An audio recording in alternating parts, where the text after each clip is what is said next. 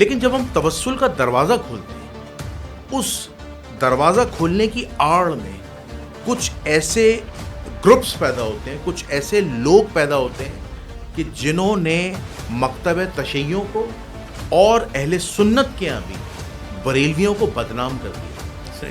وہ کون ہے؟ تشیع میں کون آ گئے؟ غالی، نصیری، اور باقاعدہ طور پر بریلویوں میں کون آ گئے؟ غالی سنی، یعنی وہ لوگ کہ جنہوں نے توسل کی آڑ میں مولا کائنات کو منی گاڈ بنا دیا۔ ہم نے گزشتہ 1 سال 1.5 سال پہلے ایک ویڈیو دیکھی کہ سیمر شریف کے اندر جب عرس منایا جا رہا تھا تو وہاں پر یا علی مدد کے ساتھ ساتھ نعرے لگ رہے تھے، لا الہ الا اللہ، علی اللہ، علی اللہ، یہ نعرے لگ اور یہ نعرے آج بھی لگتے ہیں، ٹھیک ہے، یہ آج بھی نعرے لگتے ہیں۔ اور وہ لوگ اپنے آپ کو شو کیا کراتے ہیں؟ ہم شیعہ ہیں، ہم شیعان علی ہیں، ہم علی سے محبت کرنے والے ہیں۔ ائمہ اہل بیت علیہم الصلوۃ والسلام کی تعلیمات سے جو بھی وابستہ ہو اس نے فلاح پائی ہے۔ کیوں؟ اس لیے کہ نہ وہ غلو کی حد تک گیا، نہ وہ مقصر بنا۔ اس لیے کہ جو علی علیہ السلام کا پیروکار ہے اور علی کے پیچھے پیچھے چل رہا ہے، اہل بیت اطہار کے پیچھے پیچھے چل رہا ہے، کیونکہ ان کا چلنا سرکار محمد مصطفیٰ صلی اللہ علیہ وآلہ وسلم کے پیچھے چلنا ہے، کامیابی اس وجہ سے۔ اچھا، اگر آپ مجھے اجازت دیں تو میں نے ایک اہل سنت محقق ہیں، میں ان کا نام بھی لے لیتا ہوں، زرق نقوی صاحب، جو بڑی تحقیق کرتے ہیں، لاہور میں ہوتے ہیں۔ انہوں نے ائمہ اہل بیت علیہ السلام کی ایک روایت پڑھی تھی، کسی مجلس میں ان کو بلایا گیا تھا، انوائٹ کیا گیا تھا، تو انہوں نے کہا تھا کہ غالباً میں امام کا نام بھول رہا ہوں، یا امام جعفر صادق تھے، یا امام باقر علیہ السلام تھے، یا امام علی رضا تھے۔ ان کے پاس ایک شخص آیا، ان کا صحابی تھا، اور کہا کہ اے وقت کے امام، یا اے امام علی رضا، یا امام جعفر صادق، یا امام باقر علیہ السلام، آپ ہمیں یہ بتائیے کہ اگر میں نماز میں ولایت علی کی گواہی نہ دوں تو کیا میری نماز ہو جائے گی؟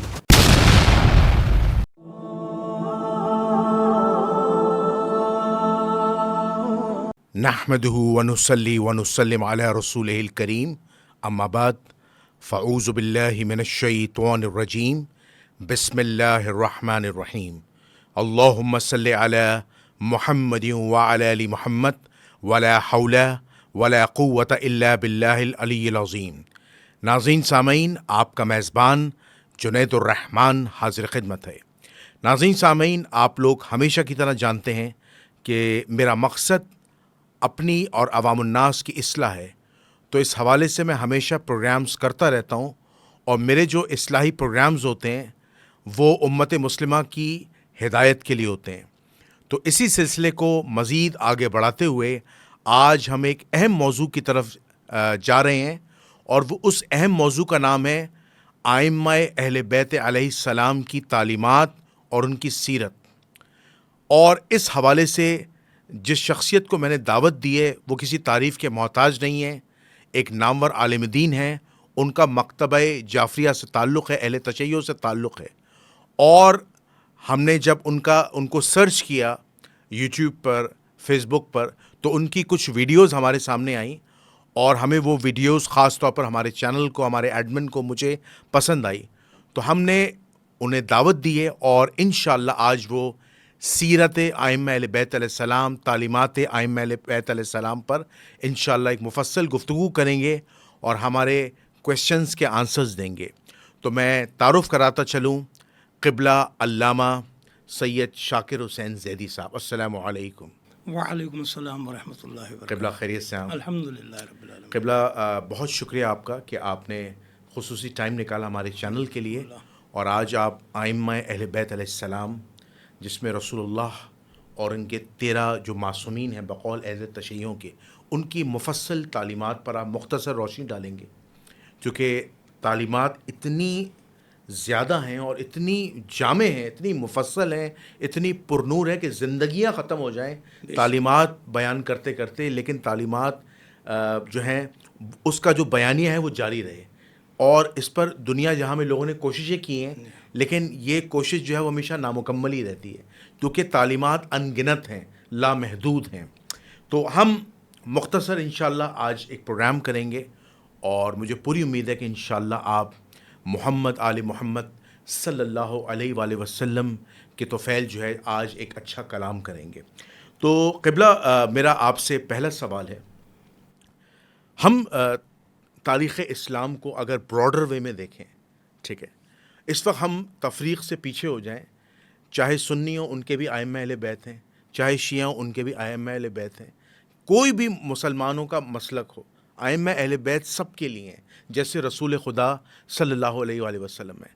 ہمیں ائمہ اہل بیت علیہ السلام کی تعلیمات میں نظر آتا ہے واضح، خاص طور پر نہج البلاغہ کا وہ خطبہ جس میں امیر المؤمنین علی بن ابی طالب علیہ السلام اپنے بچے امام حسن علیہ الصلاۃ والسلام کو وصیت کر رہے ہیں، سمجھا رہے ہیں کہ میرے بچے، دنیا میں ایک انسان جب چلا جاتا ہے تو وہ من و مٹی ہو جاتا ہے، ٹھیک ہے، اور جو اللہ کی جو ذات ہے وہ ایک ایسی ذات ہے، وہ ایسی پرنور ذات ہے جس کا کوئی دربان نہیں ہے۔ میرے بچے یاد رکھنا، ہمیشہ مدد مانگنا، اللہ سے مدد مانگنا۔ اب یہ جو خاص جملہ ہے، ہمیشہ مدد مانگنا، اللہ سے مدد مانگنا، لیکن اہل تشیع جو ہیں، نظر یہ آتا ہے، جو اعتراضات اٹھتے ہیں کہ وہ پھر بھی اللہ کی مدد کے قائل نہیں ہیں، وہ علی کی مدد کے قائل ہیں، وہ یا علی مدد کہتے ہیں۔ اس کی کیا وجہ ہے؟ اس کی کیا بنیادی میں سمجھتا ہوں کہ وجہ بنتی ہے جس کی وجہ سے شرک کا تشیعوں پہ جو ہے وہ فتویٰ لگتا ہے؟ اس حوالے سے رہنمائی فرمائیں۔ بسم اللہ الرحمن الرحیم، الحمد للہ رب العالمین والصلاة والسلام علی سیدنا محمد وآلہ الطیبین الطاہرین المعصومین۔ بہت شکریہ جنید بھائی، آپ نے اپنے پروگرام میں مجھے مدعو کیا، اور سوال آپ کا بڑا روشن ہے، اور اس حوالے سے گفتگو ہونی بھی چاہیے تاکہ لوگوں کے ذہن میں جو الجھن ہیں وہ دور ہوں۔ سوال کے ابتدا میں آپ کی خدمت میں عرض کروں گا، یہ تھوڑا سا تفصیل طلب ہے معاملہ ہے اس سوال کے اندر جو ہے، تاکہ روشن ہو جائے بات۔ جی جی، سب سے پہلے تو یہ جاننے کی ضرورت ہے کہ تشیع کے عقائد کیا ہیں۔ جی جی، سب سے پہلی چیز عرض کروں آپ کی خدمت میں کہ ہمارے گھروں میں، اہل تشیع حضرات کے گھروں میں، بنیادی تعلیم جو توحید کی دی جاتی ہے، اس میں سب سے پہلے سکھایا جاتا ہے اور پڑھایا جاتا ہے اور حفظ کرایا جاتا ہے سورہ اخلاص کو۔ ٹھیک ہے، تو سورہ اخلاص کو جب پڑھایا جاتا ہے تو اس کے اندر واضح طور کے اوپر ہے کہ اللہ وحدہ لا شریک ہے، ٹھیک ہے، قل واللہ احد، وہ ایک ہے، اللہ الصمد، وہ بے نیاز ہے، یعنی وہ کسی کا محتاج نہیں ہے۔ تو پہلی چیز یہ کہ تشیع کو یہ بتا دیا جاتا ہے خدا کسی کا محتاج نہیں ہے، سب خدا کے محتاج ہیں۔ وہ احد ہے، اس کا کوئی شریک نہیں ہے، اس کا کوئی مثل نہیں ہے، اس کا کوئی ہمسر نہیں ہے۔ اور اسی قل اللہ کی آیتوں سے جو ہے وہ یہ عقیدہ پختہ کرایا جاتا ہے کہ نہ اس کے کوئی اولاد ہے، نہ اس کے کوئی والد ہے، نہ اس نے کسی کو جنا ہے، نہ وہ کسی سے جنا گیا ہے، ٹھیک ہے۔ کفوا احد، اس کا کوئی ہمسر نہیں ہے۔ تو پہلی چیز یہ تشیع کا عقیدہ ہے، ٹھیک ہے۔ اب اس عقیدے کے ساتھ جب ہم آگے بڑھتے ہیں تو ہم دیکھتے ہیں کہ سورہ الحمد جب ہم پڑھتے ہیں، بسم اللہ الرحمن الرحیم، الحمد للہ رب العالمین الرحمن الرحیم مالک یوم الدین ایاک نعبد و ایاک نستعین، تیری عبادت کرتے ہیں اور تجھی سے مدد چاہتے ہیں۔ یہاں آ کر جو ہے وہ مسئلہ پیدا ہوتا ہے کہ جناب شیعہ جو ہے وہ، کیونکہ قرآن میں تو کہیں نہیں ہے غیر خدا سے مانگنا جو ہے حرام یا منع، قرآن میں کہیں نہیں ہے، لیکن وہ جو لوگ ایک خاص گروہ ہے جو یہ عقیدہ رکھتا ہے کہ جناب غیر خدا سے مدد مانگنا حرام ہے۔ اگر ہم اس نظریے کو قائم کر لیں تو زندگی معطل ہو کے رہ جائے گی، ایسا ہے کہ نہیں ہے؟ پھر آپ ڈاکٹر کے پاس نہیں جا سکتے، پھر آپ کسی سے پانی نہیں مانگ سکتے، یعنی کوئی بھی کام دنیا کا جو ظاہری اسباب ہیں اس دنیا کے، اس میں آپ ہر چیز میں معطل ہو کے رہ جائیں گے۔ تو اب یہ مسئلہ حل کیسے ہوگا؟ ٹھیک ہے، جی جی، اب اس مسئلے کو حل بھی کرنا ہے، تو ہم نے یہ دیکھنا ہے کہ توحید استعانت اور یہ جو اسباب ہیں ان کے درمیان سے راستہ نکالنا ہے۔ وہ راستہ کیا ہے کہ آیا پروردگار نے یہ آیت بیان کر کے کوئی دوسری آیات بیان نہیں کی، دوسری آیات بھی بیان کی ہیں، یا ایھا الذین آمنوا اتقوا اللہ وابتغوا الیہ الوسیلہ۔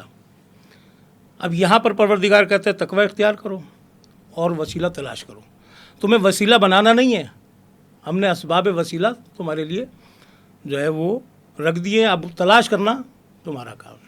تو ان وسیلوں کو، تو تشیع کے ہاں توسل ہے، استخاذہ ہے کہ وہ وسیلہ کیا ہوگا، کیونکہ ہم براہ راست تو خدا تک جا نہیں سکتے، اب نہیں جا سکتے تو استعانت کیسے ہوگی، مدد کیسے ہوگی؟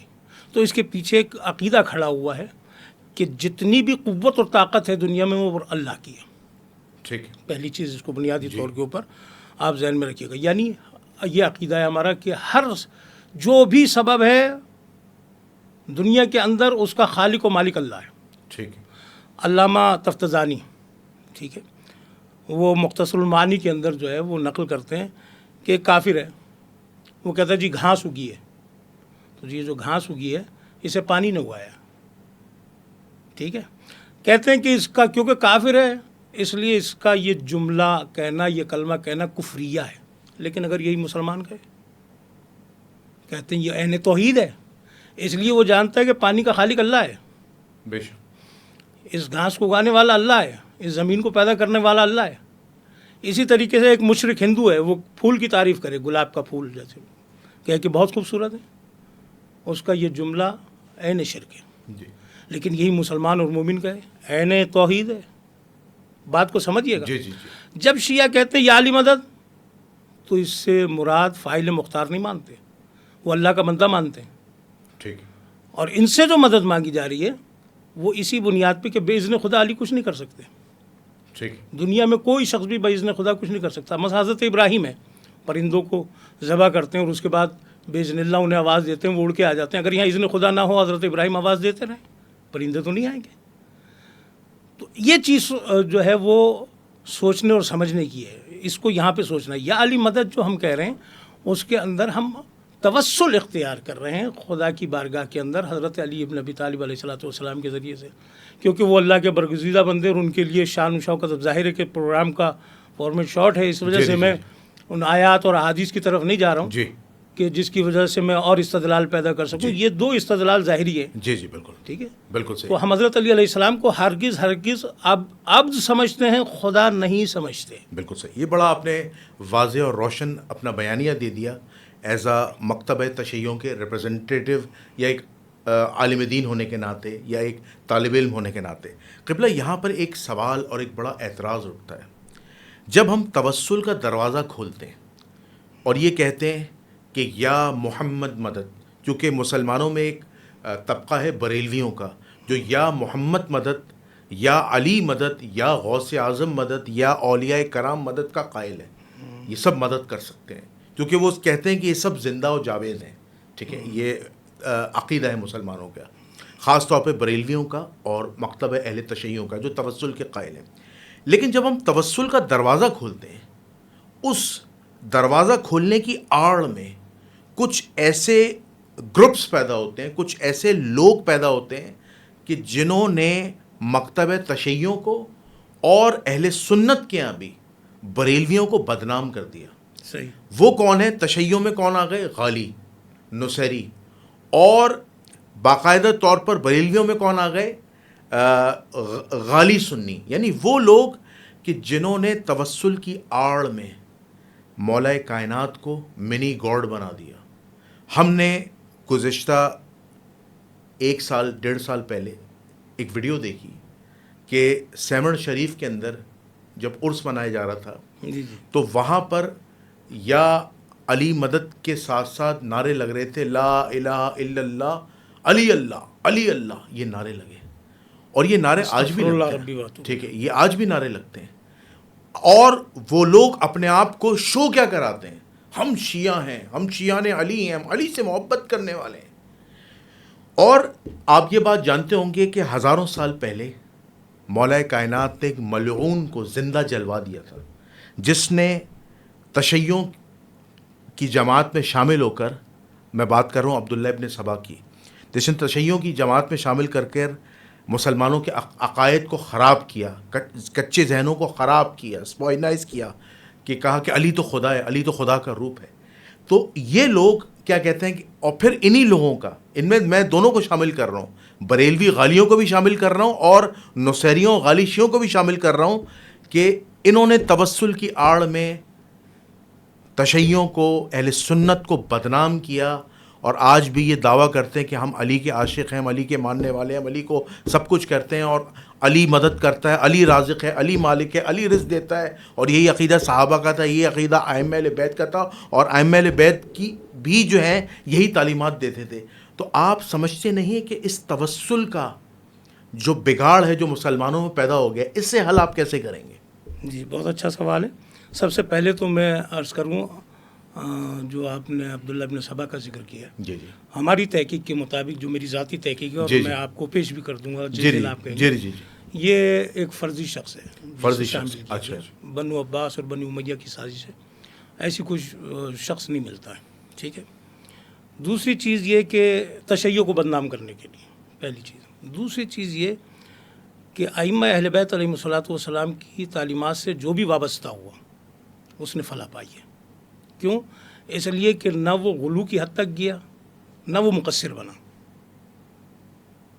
اس لیے کہ جو علی علیہ السلام کا پیروکار ہے اور علی کے پیچھے پیچھے چل رہا ہے، اہل بیت اطہار کے پیچھے پیچھے چل رہا ہے، کیونکہ ان کا چلنا سرکار محمد مصطفیٰ صلی اللہ علیہ وآلہ وسلم کے پیچھے چلنا ہے، کامیابی اس وجہ سے، بے شک، ٹھیک ہے۔ تو وہ کامیاب ہے جس کا راستہ جو ہے وہ میانہ ہے۔ جو علی سے آگے بڑھ گیا وہ بھی ہلاک ہے، جو علی سے پیچھے رہ گیا وہ بھی ہلاک ہے۔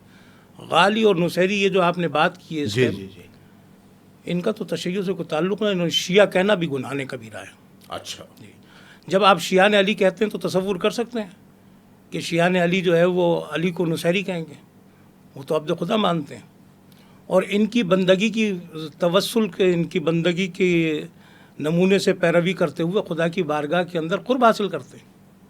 کبھی بھی علی علیہ السلام کو جو ہے وہ خدا نہیں مانتے کسی بھی حوالے سے، عبد خدا، عبد محمد، غلام محمد، آپ سمجھ رہے ہیں آپ میری بات کو؟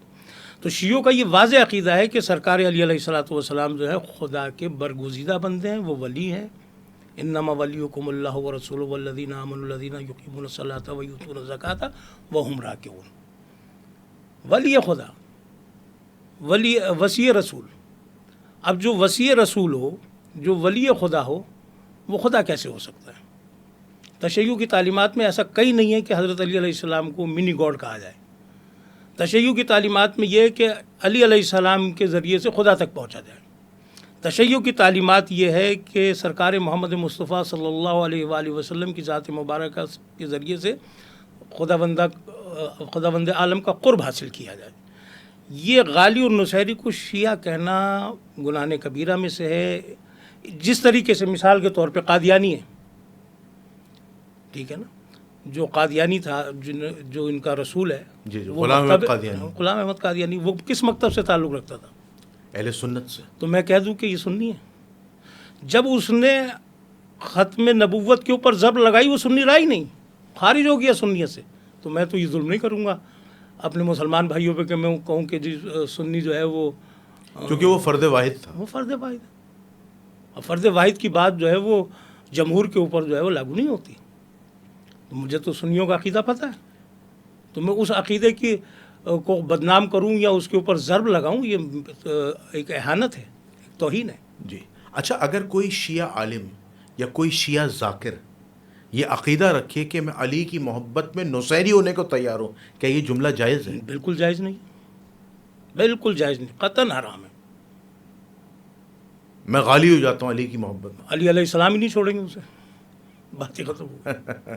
اچھا، اسی سلسلے کو ہم آگے بڑھاتے ہیں۔ ایک بڑا اہم سوال ہے، اہل تشیعوں کا ایک عقیدہ ہے، میں چاہتا ہوں کہ آپ اس کو پراپرلی ایکسپلین کیجیے گا تاکہ چیز واضح ہو، کہ اہل تشیعوں کیا متعدد روایات ہم نے پڑھی ہیں، ایون ایک کتاب میں مناقب حملیہ میں بھی یہ روایت موجود ہے کہ حضرت علی رضی اللہ تعالیٰ علیہ السلام جو ہیں، قیامت کے دن اللہ تعالیٰ انہیں جنت و جہنم کی تقسیم کرنے کا فیصلہ دے گا، اختیار دے گا۔ کیا یہ بات قرآن و سنت سے ثابت ہے؟ اور یہ عقیدہ بھی ہے تشیعوں کا کہ وہ جنت و جہنم کا فیصلہ نہیں کریں گے، وہ تو جنت و جہنم کے مالک ہیں۔ کیا یہ تشیعوں کا عقیدہ ہے؟ نہیں، یہ مالک یوم الدین اللہ ہے، ٹھیک ہے، علی نہیں ہے، علی نہیں ہے، مالک یوم الدین۔ اب چونکہ پروردگار عالم نے، آپ کو پتہ ہے حدیث موجود ہے کہ علی کی محبت میں اللہ تعالیٰ نے جنت اور دوزخ کو جو ہے وہ تقسیم کیا۔ جو بغض علی رکھتا ہے اس کے لیے جہنم ہے، اور جو علی سے محبت رکھتا ہے اس کے لیے جنت ہے۔ رسول اللہ صلی اللہ علیہ وسلم کی تعلیمات میں ملتا ہے، نہیں ملتا ہے۔ پیغمبر نے فرمایا کہ درمیان میں کھڑے ہوں گے اور کہیں گے ھذا لک و ھذا لی، یہ تیرا اور یہ میرا۔ یہ حکم خدا سے ہو رہا ہوگا، نہ کہ حکم علی سے ہو رہا ہوگا۔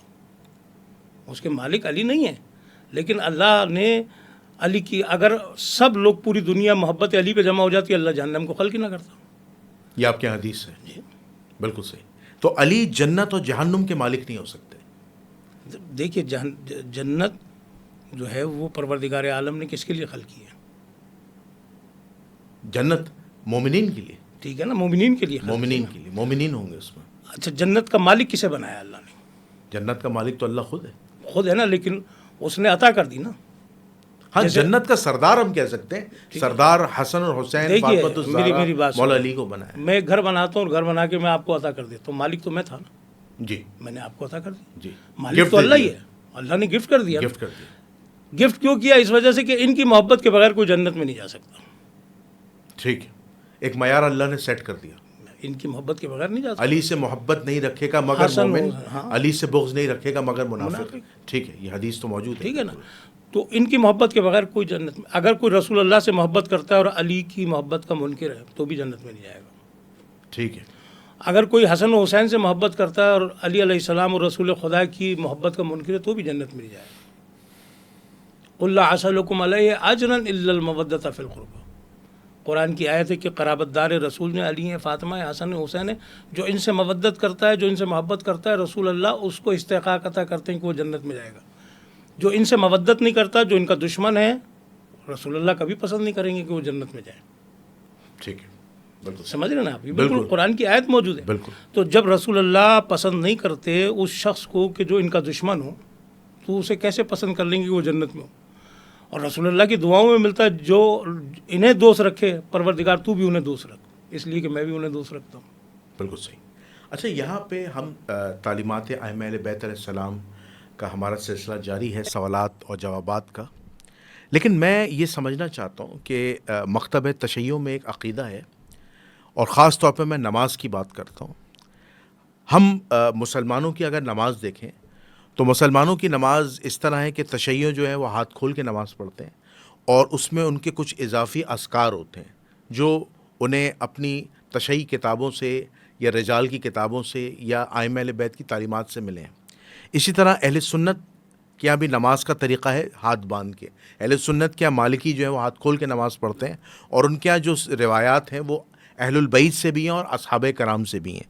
ٹھیک ہے، اب جو سوال اٹھتا ہے وہ یہ ہے کہ میں ایک جگہ میں نے ایک عالم دین کا بیان سنا، اور کئی لوگوں کے بیان سنے، ذاکرین کے بھی، علماء کے بھی، اور مجھے بڑا تعجب ہوا۔ میں نے کہا میں آپ سے سوال کروں کہ آپ کے یہاں جو روایات آئی ہیں ائمہ اہل بیت علیہ السلام سے، اس میں واضح یہ بات مینشن ہے کہ نماز میں جس شخص نے اشہد ان علی ولی اللہ نہیں کہا یا علی علیہ السلام کی ولایت کی گواہی نہیں دی، اس کی نماز باطل ہے۔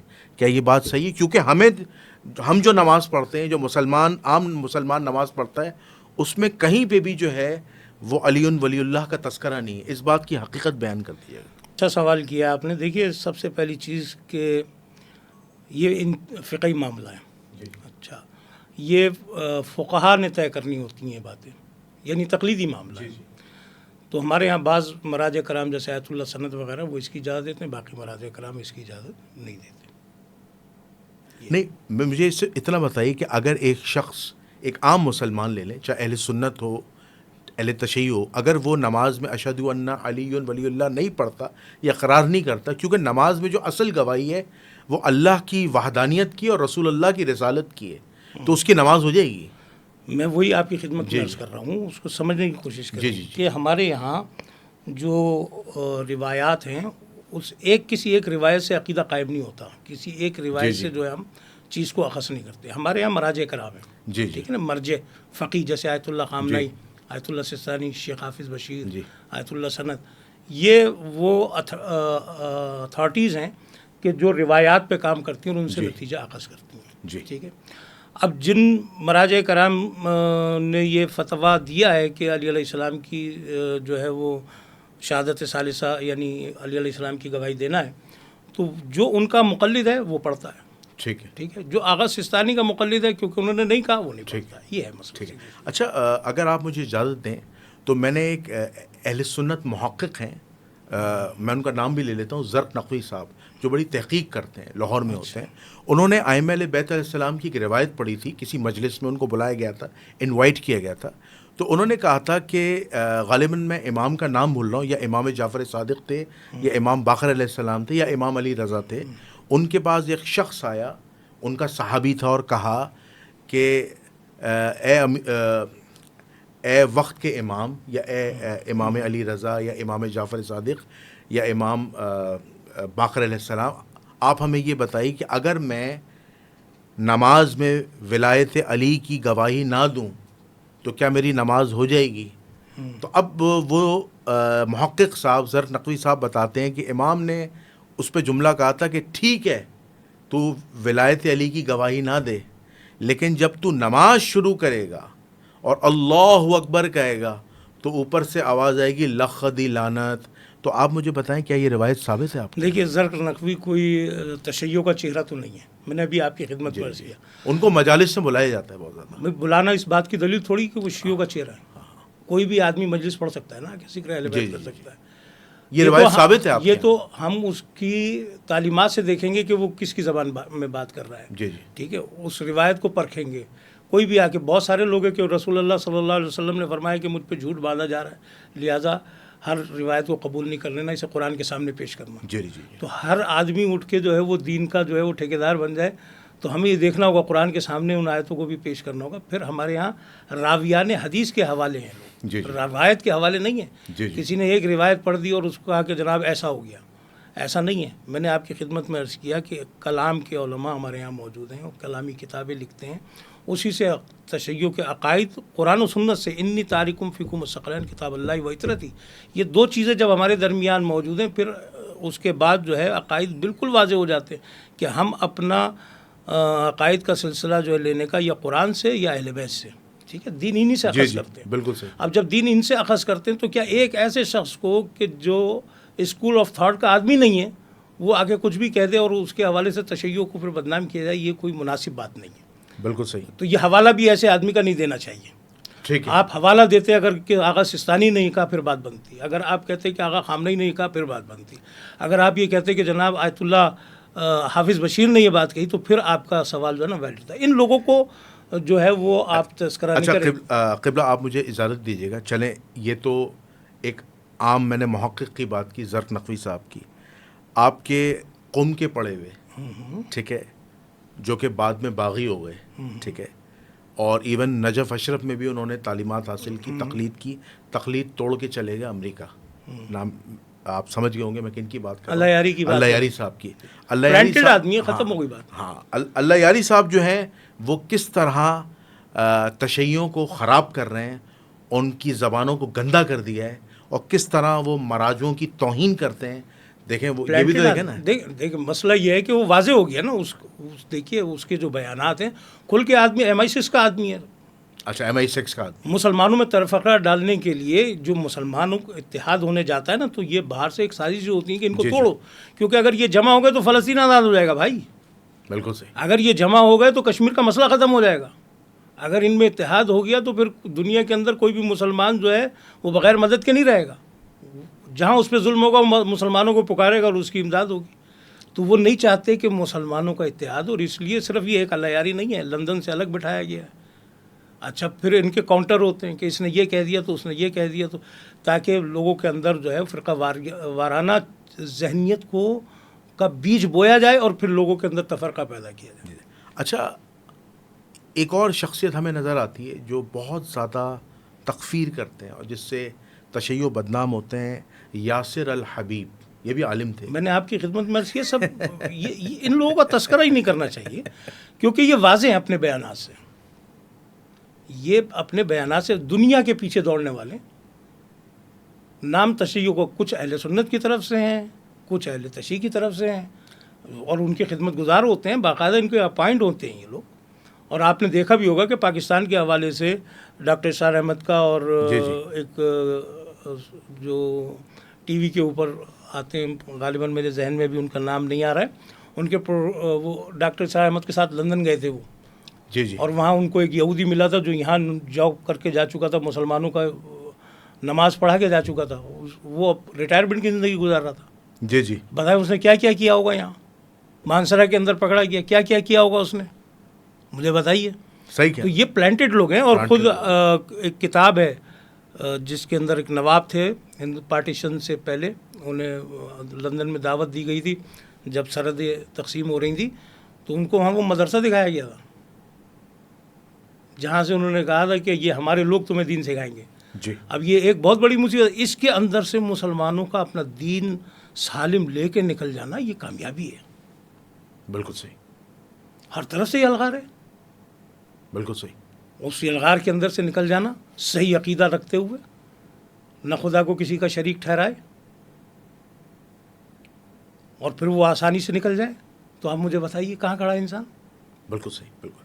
اچھا قبلہ، میرا ایک اور بڑا اہم سوال ہے. میں ایک منٹ یہاں جی روکیں. جی جی جی جی، تشیع کا ایک، ہمارے مراجع کرام کے جتنے فتوے دیکھیں گے کسی مسلمان کی تکفیر نہیں ملے گی، نہیں ملے گی. کسی مسلمان کی تکفیر. کیوں؟ جب اس نے کہہ دیا لا الہ الا اللہ محمد رسول اللہ، اس کے بعد اس کا خون حرام ہو گیا. اور چونکہ یہ روایت ہے کسی مسلمان کو کافر کہنے سے خود وہ شخص جو کافر کہہ رہا ہے، تکفیر کر رہا ہے، وہ کافر ہو جاتا ہے. بالکل صحیح. تو ہم تو تشیع میں تو ہمیشہ اتحاد کے لیے جو ہے وہ اپنے ہاتھ کھول کے رکھے. مصر کے علماء نے تعریف کی اس سلسلے میں کہ تشیع نے دین اسلام کی خدمت کے لیے قربانیاں پیش کی، اور آج بھی دیکھیں پیش کر رہی ہیں. بالکل صحیح، بالکل صحیح. اچھا قبلہ، ایک میں چاہتا ہوں کہ ہمارا پروگرام بہت ہی خوبصورت مرحلے پر داخل ہو چکا ہے، اور بڑی خوبصورت آپ گفتگو کر رہے ہیں، اور آپ ماشاءاللہ مجھے یہ بھی پتہ چلا آپ اتحاد بین المسلمین کے داعی بھی ہیں، اور اس کے لیے آپ کام بھی کر رہے ہیں ماشاءاللہ. اللہ آپ کو اس کا جزائے خیر عطا فرمائے. آپ ہماری جو مسلمان عوام ہیں، جو ویور ہیں، جو یہ اس پروگرام کو انشاءاللہ دیکھیں گے، تو ہمیں یہ بتائیے کہ اہل تشیع کا قرآن مجید کے متعلق کیا عقیدہ ہے؟ کہ آیا یہ قرآن جو موجودہ قرآن موجود ہے، اس میں جتنی آیات موجود ہیں، جتنی صورتیں موجود ہیں، کیا یہ مکمل اور جامع ہے، یا نقصان قرآن ہوا ہے، یا قرآن کی ترتیب صحیح ہے نہیں ہے، یا آیات کھا لی اصحابہ کرام نے؟ اس قرآن کے بارے میں تشیعوں کا عقیدہ واضح کیجیے گا. بہت اچھی بات ہے، اور ظاہر ہے کہ پروگرام کا وقت بہت قلیل ہے. میں پورا تحریف قرآن کے حوالے سے میرے پاس PDF پڑا ہوا ہے تحقیقی، وہ آپ کو انشاءاللہ میں سینڈ کر دوں گا. ٹھیک ہے. سب سے پہلی چیز تشیع کا کلیئر کٹ عقیدہ میں آپ کے سامنے پیش کر رہا ہوں کہ یہ وہی قرآن ہے جو تمام مسلمانوں کے پاس ہے. اس میں کوئی رد و بدل نہیں ہے، لفظی نہ اعرابی نہ زیر زبر.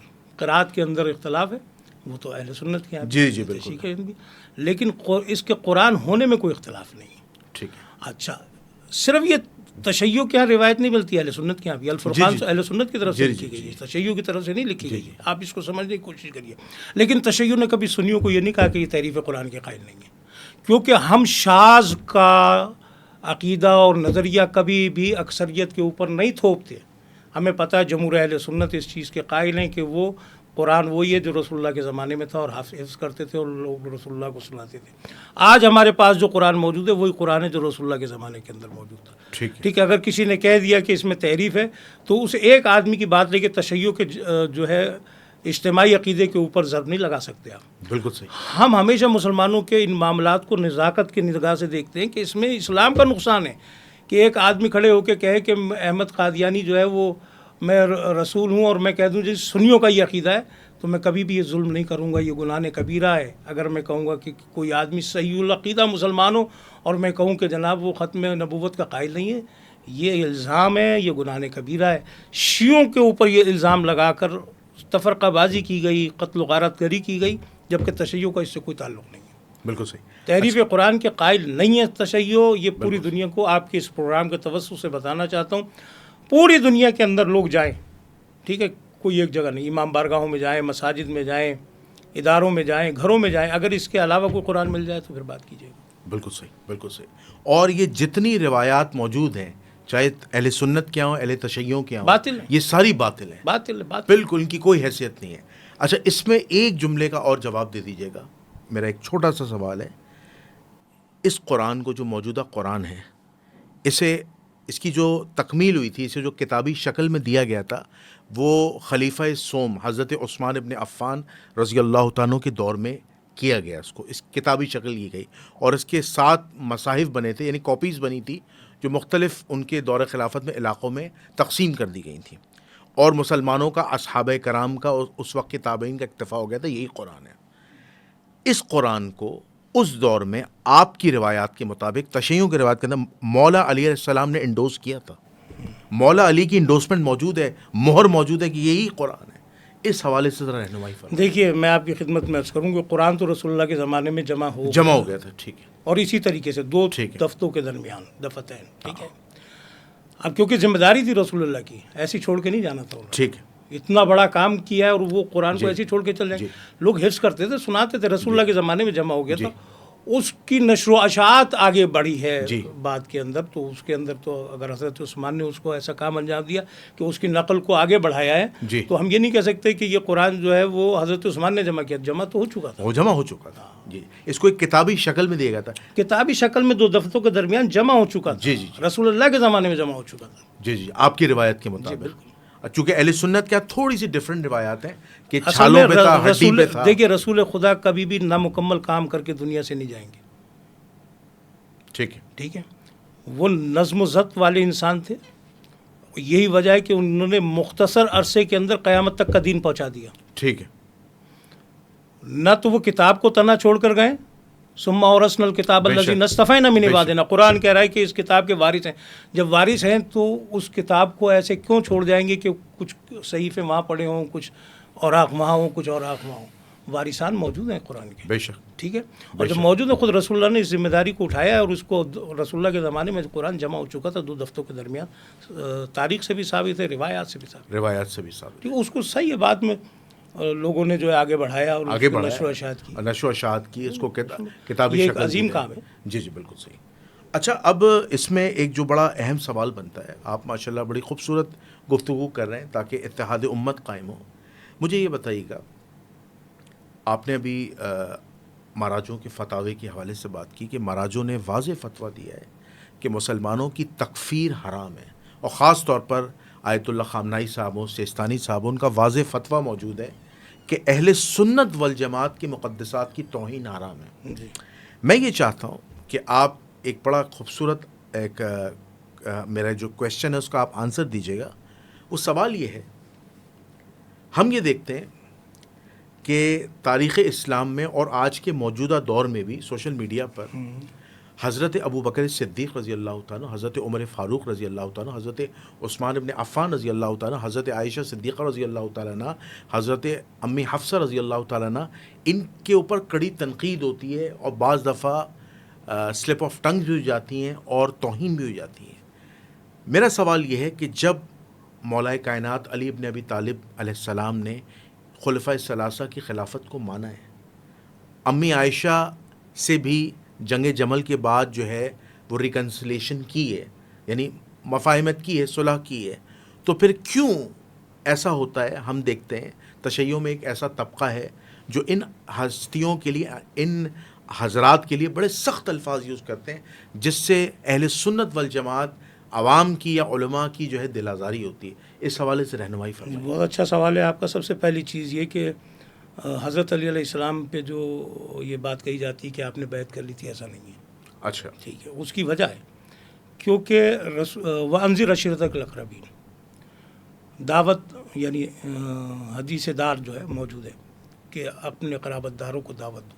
جب دعوت دی ہے، اسلام پہنچایا، تو جو بھی میری مدد کرے گا، امداد کرے گا، وہ میرا وصی ہے، میرا بھائی ہے، میرا جانشین ہے. تو پیغمبر نے ایک حدیث اسی وقت ارشاد فرما دیجیے کہ علی میرا وصی بھی ہے، میرا جانشین بھی ہے، اور میرا بھائی بھی ہے. دوسری چیز جو ہے وہ حضرت علی علیہ السلام نفس رسول بھی ہیں. ٹھیک ہے. تیسری چیز غدیر میں کہا من کنت مولا فہذا علی مولا. خود حضرت عمر نے کہا کہ یا علی مبارک ہو آپ کو کہ آج سے آپ کل مومن مومنات کے مولا ہو گئے. مبارکباد دی نا. جی. اب مولا ہو گئے، مومن حضرت عمر مومن ہوئے، حضرت علی مولا ہوئے. ٹھیک ہے. مولا اور مومن کا تعلق غلام اور آقا کا ہے. ٹھیک ہے. غلام کبھی اپنے آقا سے بیعت طلب کر سکتا ہے؟ اچھا یہاں پہ اہل سنت کا نہیں جو طے ہے کر سکتے ہیں، نہیں کر سکتے. اچھا اس میں اختلاف ہے. دیکھیے میں بالکل اختلاف کی سورج نکلا ہوا ہے اور میں کہوں نہیں نکلا ہوا، یہ اختلاف ہے. اظہر من الشمس کوئی چیز ہو، روشن چیز ہو، اس کے اوپر اختلاف نہیں ہونا چاہیے. میرا کہنے کا مقصد جہاں عقلی دلیل بھی موجود ہو، جہاں روایی دلیل بھی موجود ہو، جہاں قرآن کی آیت بھی موجود ہو، یا ایھا الرسول بلغ ما انزل الیک من ربک فإن لم تفعل فما بلغت رسالتہ واللہ یعصمک من الناس. اس کی آپ جائیے اس کے پیچھے. اب لوگوں نے اپنی تفسیر بالرائے کے ڈھیر لگائے میں جناب یہ حضرت علی علیہ السلام کے لیے نہیں ہے، تو پھر یہ کون سا حکم تھا؟ سارے حکم تو پہنچا چکے تھے. حکم بتاؤ وہ کون سا تھا جس کے لیے غدیر کے اندر روکا ہے؟ نہیں بتا سکتے تو میں بتاؤں گا. اس لیے کہ میرے پاس انی تارکم فیکم الثقلین کتاب اللہ و اطرتی، رسول نے 2 چیزیں ہمارے درمیان چھوڑی ہیں. خود اصحاب کو بھی یہ حکم ہے کہ تعلیمات اہل بیت سے لو. بے شک سمجھ رہے ہیں نا آپ میری بات کو؟ اصحاب بھی جو ہے وہ تعلیمات اہل بیت سے لیں گے. تو اہل بیت کے ہوتے ہوئے ان کے اوپر کیونکہ افضلیت بعد از پیغمبر حضرت علی علیہ السلام کی جو ہے افضلیت جو ہے وہ بسند قائم ہے. اب جو افضل ہو وہ مفضول کی بیعت نہیں کر سکتا. اور خود عمر ابن سعد نے جو ہے کربلا میں یزید کی بیعت طلب کرنے کے معاملے پہ اس نے تمسخر اڑایا. اس نے ہنس کے کہا یہ حسین سے بیعت مانگ رہا ہے جس کے پہلو میں علی کا دل دھڑکتا ہے. جب باپ نے بیعت نہیں کی تو بیٹا کہاں سے بیعت کرے گا؟ اچھا یہاں ایک سوال بنتا ہے. یہ تو آپ نے ایک بیعت کا سلسلہ بتایا. میں ایک اپنی بات کو مکمل کر لوں پھر آگے چلتے ہیں. دیکھیے جہاں تک تعلق ہے، اب چونکہ روایات ہیں، علماء اہل سنت نے بھی لکھا ہے کہ روایت تو ہیں، موجود ہیں کہ حضرت سیدہ کے حوالے سے اور دیگر حوالوں سے جو چیزیں ہیں جس کی وجہ سے جو اہل بیت سے محبت کرتا ہے اس کا جو دل دکھتا ہے. ٹھیک ہے نا؟ تو ان معاملات کے حوالے سے ہم اسی وجہ سے ہمارے مراجع کرام جو ہے وہ اس معاملے میں وہ اس بات کو رعایت کرتے ہیں کہ آپ مقدسات اہل سنت کی توہین نہ کریں کیونکہ ان کی دل آزاری ہوتی ہے. جی اس بیان کے بعد آپ مجھے بتائیں جتنے بھی مراجع کرام کے مقلدین ہیں وہ اس بات کے پابند ہیں. اب جو نہیں مانتا تو اب وہ یا غالی ٹائپ ہے یا مختصر ٹائپ ہے. ٹھیک ہے، یا نصیری ٹائپ ہوگا. مسلمانوں کے درمیان اختلاف بارہ ڈالنا اچھی بات نہیں ہے. بالکل صحیح بات. بالکل آپ نے بڑی خوبصورت بات کی اور مجھے آپ کی بات جو ہے میں اس سے اتفاق کرتا ہوں کہ اختلاف اپنی جگہ لیکن مقدسات کی توہین نہیں ہونی چاہیے. جو اختلافات تو موجود ہیں اور خطرناک حد تک موجود ہیں. ہاں یہ بات بھی صحیح ہے کہ آپ مجھے بتائیں کہ جناب کیا نام ہے ان کا، مرزا الیاس جو جہلم والے ہیں، کیا نام ہے انجینئر محمد علی مرزا صاحب. ہاں ان کے استاد جو ہیں وہ اسحاق صاحب. ان کی اگر آپ ویڈیوز اٹھا کے دیکھیں انہوں نے کہا بھائی دفتر بھرے پڑے ہوئے، لکھا جا چکا ہے. جی مولانا اسحاق مدنی ان کے آپ ویڈیو کلپ اٹھا کے دیکھیں نا. جی جی وہ کہتے ہیں دفتر بھرا ہوا ہے کہ دروازہ جلایا گیا تو کیا کرے گا ایک آدمی. بالکل صحیح، بالکل صحیح. اور کیونکہ ان کی محبت کو واجب قرار دیا، جن کی محبت کو واجب قرار دیا ہے ان کے ساتھ اگر کوئی کچھ کرے گا تو پھر حملہ آگے بڑھے گا نا. لہٰذا ان معاملات کو چھیڑنا ہی نہیں چاہیے. ٹھیک. اچھا اس پوڈ کاسٹ کا میں بالکل آخری سوال کر رہا ہوں. میں چاہ رہا ہوں کہ اس کا آپ مختصر جواب دیجیے گا. امام باقر علیہ السلام کا میں ارشاد ہے، امام جعفر صادق علیہ السلام کا فرمان ہے کہ ہماری کوئی بھی بات ہو قرآن پہ پرکھو بالکل اور اس کے بعد فیصلہ کرو. بالکل ایسے. اور اگر وہ بات ثابت نہ ہو تو آپ اس بات کو دیوار پہ مار دیں. اس بات کے سمجھانے کا مقصد کیا تھا؟ ہاں دیوار پہ مارنے کا تو ایسی کوئی روایت نہیں ہے. اچھا ٹھیک. قرآن کے سامنے پیش کرو یہ ہے. ٹھیک ہے. قرآن کے سامنے پیش کرو. قرآن اس کی اگر تائید کرتا ہے تو اسے قبول کرو اور تائید نہیں کرتا تو اس کو چھوڑ دو. اب دیوار پہ دینے کے مارنے سے مراد یہاں یہ جملہ آپ کا چھوڑ دو سے مراد ہی نہیں، اس کو دیوار پہ ترک کر دو. تو ایسی چیزیں ہیں جو روایتیں پیش کی جاتی ہیں قرآن کے سامنے. تشیع اس معاملے کے اندر تو ایک امتیاز رکھتا ہے کہ کوئی بھی روایت پہلے وہ قرآن کے سامنے پیش کرتا ہے، چاہے حضرت علی کے لیے ہو، چاہے رسول خدا کے لیے ہو، چاہے اہل بیت میں سے کسی کے لیے بھی ہو، چاہے مسلمانوں کے لیے ہو، چاہے مومن کے لیے ہو، قرآن کے سامنے پیش کرتا ہے.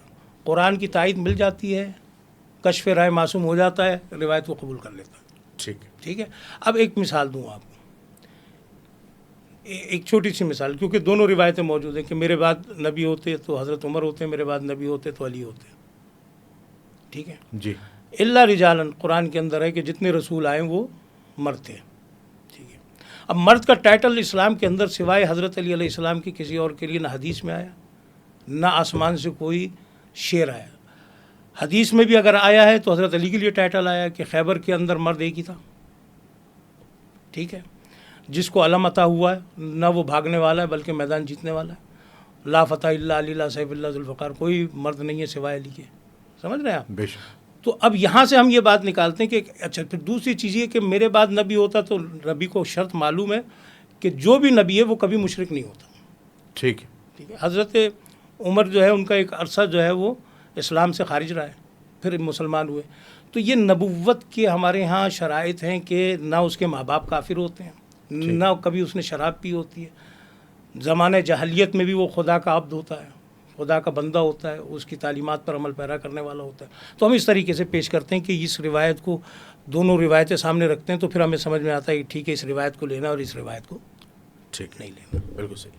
تو میں بہت شکر گزار ہوں علامہ سید شاکر حسین زیدی صاحب کو، بڑے خوبصورت انداز میں آج گفتگو کی اور قرآن و اہل بیت علیہ السلام کی تعلیمات، ان کی سیرت اور ان کے عمل کو جو ہے وہ عوام الناس کے آگے جو ہے وہ روشن کیا. اور یہ بات آپ لوگ بخوبی جانتے ہیں. تو ہماری یہ ریکالنگ ہوتی ہے علماء کے ذریعے نا، کہ ہم تعلیمات ائمہ اہل بیت علیہ السلام بتاتے رہیں. تو میں اس پوڈ کاسٹ کو اس دعا کے ساتھ اینڈ کرتا ہوں کہ اللہ تعالیٰ ہمیں نبی کریم صلی اللہ علیہ وآلہ وسلم، ان کے برحق صحابہ اور اہل البیت کی سنتوں کو زندہ کرنے والا بنائے. کل قیامت کے دن حضور علیہ الصلاۃ والسلام کے ہاتھوں سے حوض کوثر سے پانی نصیب فرمائے اور بغیر حساب کتاب کی جنت فردوس میں داخلہ نصیب فرمائے. آپ کا میزبان جنید الرحمن، مہمان خصوصی جناب مولانا سید شاکر حسین زادی صاحب کو اجازت دیجیے.